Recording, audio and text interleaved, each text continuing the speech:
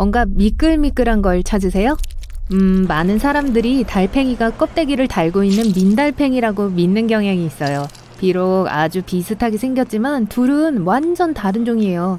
민달팽이는 모든 내장이 미끌미끌한 몸 안에 있기 때문에 껍데기가 필요 없어요. 몸을 찌그러뜨려 닿기 어려운 곳에 들어갈 수 있어요. 그래서 민달팽이는 나무 껍질 아래나 작은 틈새 안 또는 시험 공부를 하는 척하는 도서관 같은 가장 있지 않을 것 같은 공간에서도 종종 발견될 수 있어요. 반면에 달팽이는 껍데기와 단단히 연결되어 있어서 껍데기 없이는 살 수 없어요. 자라면서 껍데기를 교체하는 소라게 껍데기와 달리 달팽이는 껍데기를 달고 태어나요.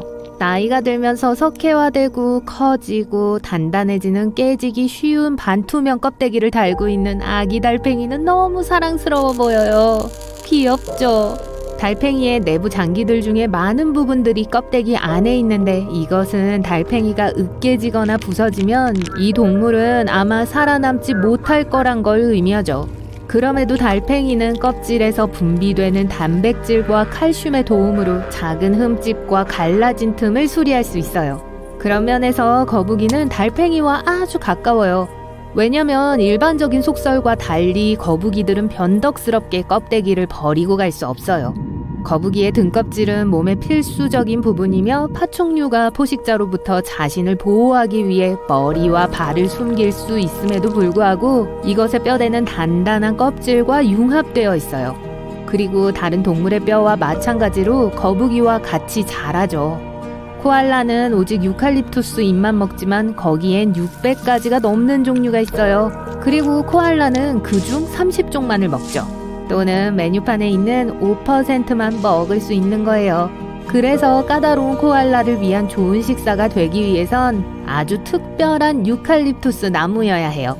이 귀여운 생물들은 또한 집고양이와 공통점이 있는데 하루에 18시간에서 20시간 잠을 잔다는 거예요. 북극곰은 전혀 하얗지 않아요. 털 밑에 피부는 까매요. 이들은 사냥하는 동안 자신을 위장하기 위해서 흰색이 필요해요. 검은색은 다른 어느 색보다 햇빛을 제일 잘 흡수하는 반면 흰색 털은 햇빛을 막지 않아요. 광선이 바로 통과하죠. 어떤 의미에서 북극곰은 투명한 털을 가졌어요. 개와 고양이는 세상을 흑백으로 본다는 속설이 있죠. 사실 몇몇 색을 구별하지 못해요. 개가 얼마나 정확하게 보는지는 아무도 몰라요. 어떤 사람들은 2가지 색만 구별한다고 생각해요. 그게 파란색과 노란색일 수도 있어요. 우리가 아는 한 말이죠. 하지만 사람들보다 다른 색의 음영을 더 잘 볼 수 있어요. 그리고 고양이는 멋진 야간 시야를 갖고 있어요. 어둠 속에서 보는데 인간보다 약 7배 적은 빛만 있으면 돼요. 기린은 소리를 안 낸다고 여겨졌죠? 하지만 최근에 밤에 서로 의사소통을 하기 위해 저주파 소리를 내는 걸로 밝혀졌어요. 낮 동안 그들은 아무 말도 하지 않고 아주 특이한 방식으로 서로에게 위험을 경고해요. 잘 발달된 눈썹을 움직이면서 말이죠. 뉴뉴! 밤이 되면 눈썹이 잘 안 보이기 때문에 진짜 말하기를 시작한 것 같아요. 기린에 대해 얘기해서 말인데 이 동물들은 하루에 30분 이상 잠을 자요. 하지만 아마 여러분만큼 많이 자지 않을 거예요. 이들의 수면 패턴은 꽤 전형적이에요. 연구원들이 한 무리의 기린을 관찰한 후 밤에 자고 오후에 짧은 낮잠을 잔다는 걸 알아냈어요. 전체적으로 각각의 기린들은 매일 약 5시간의 수면을 취했어요. 그런데 이 녀석들의 무리는 사실 기린들의 탑으로 알려져 있어요. 목이 기니까 말은 되네요. 갈매기는 소금물을 마실 수 있어요. 눈 근처에 염분을 배출하는 분비. 닭도 점프와 비행이 가능하다는 사실 알고 계셨나요? 닭의 가축화는 적어도 기원전 2000년으로 거슬러 올라갑니다. 닭은 날기 위해 필요한 깃털과 근육을 가지고 있지만 길들여진 지 수백 년이 지난 지금까지도 잘 날지 못해요. 하지만 올바른 동기를 부여하면 충분히 날 수 있어요. 울타리 반대편이 멋지다고 생각하면 거의 2m 높이까지 뛰어오를 수 있죠. 어떤 암탉은 나무에 올라가 둥지를 틀기도 해요. 닭 2마리가 있는 나무를 상상해보세요. 정말 재밌어 보이네요. 닭들의 동기는 안전입니다. 나무는 낮에는 닭을 덮어주고 날개 달린 포식자로부터 닭을 보호해줘요. 마찬가지로 밤이 되면 나무는 비바람과 지상 포식자의 공격으로부터 피난처가 되죠. 이런 모습이 꼭 야생에 있을 필요는 없어요. 닭이 자유롭게 돌아다닐 수 있는 농장에도 나무 둥지가 있어요. 일부 교활한 닭은 닭장을 벗어나 나무 위로 뛰어오르기도 해요. 그래서 많은 닭주인들은 닭을 통제할 수 있는 방법을 찾죠. 시리야, 뛰어오르는 닭을 어떻게 처리할까? 하고 물어보면 될까요? 이제 일상적인 물건과 그 물건이 품고 있는 비밀에 대해 이야기해 보려고 해요. 빵팩의 꼬임끈과 플라스틱 태그는 무작위 색상이 아니에요. 매일 구운 빵에 따라 색상이 구분되어 있어요. 각 요일마다 지정된 색상이 있어요. 예를 들어 파란색 트위스트 타이는 월요일, 녹색은 화요일, 빨간색은 목요일을 의미하죠. 이제 빵이 얼마나 신선한지 파악할 수 있어요. 색상 코드는 직원들에게도 유용해요.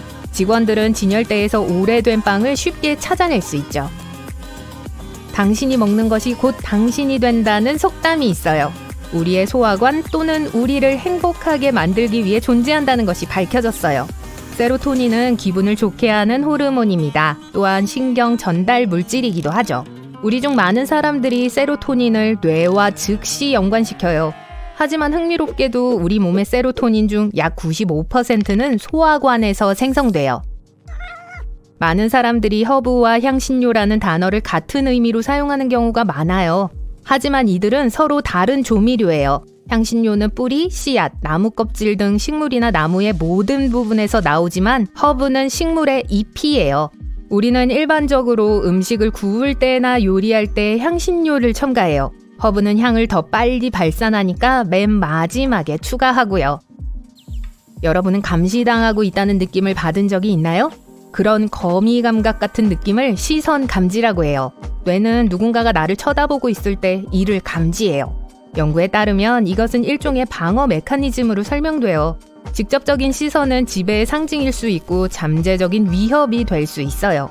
인간은 오랜 시간 동안 이러한 감정을 가지고 진화해 왔습니다. 이상하게도 상대방이 나를 똑바로 쳐다볼 때 이 방어 기제가 작동해요. 상대방의 시선이 나보다 왼쪽이나 오른쪽으로 몇 도만 떨어져 있어도 뇌는 이런 반응을 보이지 않아요. 좋아하는 영화를 다시 보거나 노래를 반복해서 듣고 싶은 충동은 어떤가요? 여러분만 그런 건 아니에요. 이러한 습관은 정신건강에 몇 가지 이점이 있어요. 이러한 행동은 마음을 편안하게 해줘요. 마음이 압도당한다고 느끼면 자제력이 떨어지고 어려운 작업을 완수하려는 동기가 약해집니다. 더 글로리의 첫 회에 다시 빠져들 수 있는 이유는 익숙한 것을 보거나 듣거나 할 때 자신이 무슨 생각을 하고 있는지 모니터링하는데 노력을 기울일 필요가 없기 때문이에요. 그래서 빠르게 멘탈을 리셋할 수 있는 좋은 방법이죠. 또 다른 느낌이 있습니다. 테라스나 에펠탑 꼭대기에서 석양을 즐기고 있다고 상상해보세요. 갑자기 내면의 목소리가 뛰어내리면 어떡하지? 라고 속삭여요. 이건 어두운 상태에서 나오는 소리가 아니에요. 그냥 높은 곳에 있을 때 나타나는 일종의 느낌이에요. 공허의 부름 또는 높은 곳 현상이라는 이름도 있어요. 비교적 새로운 연구 주제이고 더 많은 연구가 진행 중입니다. 트루먼 쇼에서 짐 캐리의 멋진 연기는 확실히 기억에 남아요. 트루먼 쇼 망상이 실제로 존재한다는 사실 알고 계셨나요? 이 현상은 인지신경정신과와 관련된 문제예요. 이 망상을 가진 사람들은 자신이 촬영되고 있고 그 영상이 오락용으로 방송될 것이라고 믿어요. 알루미늄이 금보다 더 귀했던 시절이 있었어요. 네, 믿기 어려우실 거예요. 지금은 샌드위치를 포장할 때 이 알루미늄으로 야구모자 위에 있는 작은 단추는 순수하게 미적인 용도로 그곳에 있어요. 그나저나 이 작은 것에는 이름이 있어요. 전문가들은 이걸 스쿼초라고 불러요. 이것의 원래 기능은 모자의 패널 4개를 함께 고정하는 거였어요. 모자 제작이 개선되면서 패널을 함께 고정하기 위해 그게 필요하지 않게 되었고 스쿼초는 제거되었어요. 하지만 그것 없이 모자는 예전 같지 않았죠. 얼마 지나지 않아 스쿼초는 대중의 요구로 돌아왔어요. 원래 하이힐은 갈라와 무도회를 위한 게 아니었어요. 10세기에 평평한 밑창으로는 말타기가 꽤 힘들었고 많은 기수들의 발이 등자에서 끊임없이 떨어졌어요. 하이힐은 그 문제를 해결하는 데 도움이 됐어요. 그걸로 그립이 훨씬 더 강하게 안정되어졌고 인기도 많아졌죠. 세련된 의상에 어울리는 패션 액세서리가 되는 데는 오래 걸리지 않았어요. 유명한 사람들은 이걸 신고 있지 않은 모습을 보이고 싶어 하지 않죠. 화려한 굽을 신고 말을 타는 건 고급 스포츠카를 소유하는 것과 같아요. 처음에 힐은 남자들이 주로 신었지만 17세기에 여성들이 이 상징적인 트렌드를 신기 시작했어요. 그 일의 가장 큰 사건 중 하나죠. 고대 로마에서는 소금이 너무 귀해서 사람들은 그걸 백색의 금이라고 불렀어요. 찌는 듯한 더위와 냉장고가 없는 곳에서 소금의 목적은 주로 고기와 생선을 보존하는 거였어요. 보너스로 소금은 모든 걸 더 맛있게 만들었어요. 라틴어로 소금인 쌀은 급여를 지불하는 데 돈 대신 쓰이기도 했어요. 여기서 월급이라는 셀러리라는 단어가 유래되었어요. 쌀은 인류 역사상 가장 오래된 재배식품이에요. 야생 풀로서의 기원은 약 15,000년 전 동남아시아의 작은 계곡에서 시작되었어요. 오늘날 이것은 35억 명의 주식 및 인기 재료로 전 세계적으로 소비되고 있죠. 휴대폰 카메라나 노트북을 통해 쓰는 영상통화가 없는 세상은 상상하기 어려울 거예요. 기술로 재택근무와 같은 혁신적인 기술 개발에 도움을 주었어요. 하지만 영상통화의 본래 목적은 오늘날 우리가 쓰는 방식과는 거리가 있어요. 이 기술은 커피가 아직도 주전자 안에 있는지 확인하기 위해 도입됐어요. 1993년 케임브리지 대학의 연구원들은 커피 한 잔을 마시기 위해 휴식을 취했을 때 주전자가 비어 있다는 걸 발견하고는 좌절감을 느꼈어요. 그래서 그들은 그걸 감시하는 장치를 발명했고 컴퓨터에 커피 주전자의 실시간 스트리밍을 제공하는 카메라를 연결했죠. 이 연구원들 덕분에 우리는 이제 잠옷을 입고 일할 수 있어요. 우리는 알버트 아인슈타인의 다양한 업적을 알고 있지만 그가 공동 발명한 걸 간과한 게 있어요. 그의 학생들과 함께 아인슈타인은 변형된 냉장고를 발명했어요. 오늘날 우리가 쓰는 것과는 달라요. 1920년대에 냉장고는 독가스를 생산해서 별로 안전하지 않았어요. 아인슈타인은 전기를 필요로 하지 않고 움직이는 부품이 없고 작동하는 여론만을 필요로 하는 더 안전한 버전을 만들고 싶어 했어요. 불행하게도 충분한 자금이 없었기 때문에 프로젝트는 중단됐죠. 1950년대 후반 전기 냉장고가 인기를 끌었어요. 하지만 2008년 옥스포드 대학의 엔지니어들이 이 복고풍 디자인을 부활시켰어요. 아직도 그걸 연구하고 있지만 일단 완성되면 아인슈타인 냉장고는 전기가 없는 시골 지역과 자급자족하며 살고 싶어하는 사람들에게 유용하게 될 거예요. 저 무작위로 되어 있는 쿼티 디자인은 작업을 더 쉽게 만들어주지 않아요. 1870년대에 크리스토퍼 스콜스는 타이핑 속도가 2배나 빠른 걸 보장하는 레이아웃을 발명했어요. 하지만 자주 쓰이는 문자가 서로 옆에 있어서 너무 빨라져서 기계들이 끊임없이 걸렸어요.